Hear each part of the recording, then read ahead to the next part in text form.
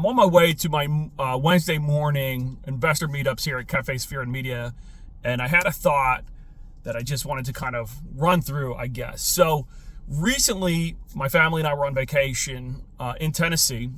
I know this is kind of off base, but it all makes sense in the end, I think. While on vacation, there was a place called the Island, and on the island there is a metal structure that's like a rope course that you tie off on. It's completely safe, but if you don't like heights, you're not going to love it. I'm not a huge fan of heights, but I knew that you're tied off to the structure, so there's literally no way of falling off. Anyway, you go up multiple levels, and when you get to the very top on the third story, you can come back down the other side, you can jump off. And I went to the jump off section, and I completely froze, which to some may not seem that surprising, but on the other hand, I've been skydiving and I was able to do that. Now, that was some time ago, I get that. But either way, I was able to skydive, wasn't able to jump off this 3-story building via a bungee cord. And I've been really struggling with that for 2 weeks or so now.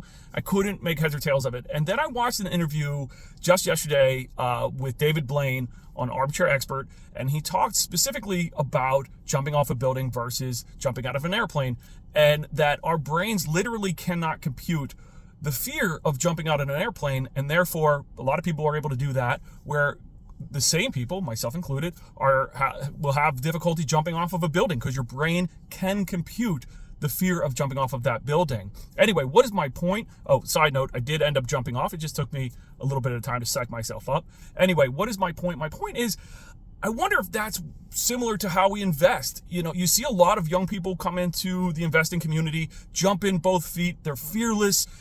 They can't comprehend the dangers of things, if you want to put it that way, or the risk of things is probably a better way to put that. So they just jump in with both feet. Whereas you get older, more established, have a family maybe, or have more to lose maybe, you start to really second guess that investment. You start to have what I like to refer to as analysis paralysis, where you're analyzing a deal so much that you talk yourself out of it. I wonder if it's the same kind of concept as jumping out of a plane versus jumping off that 3-story building. When you're young, the jumping into investing seems easy. You don't have any second thoughts about it. When you're older, maybe those second thoughts start to creep in. So he said that what he likes to do is train his brain to deal with what's ahead. And I think when it comes to investing, that could help people as well. Anyway, just a random thought. Hope that makes sense to you. Everybody, have a great day.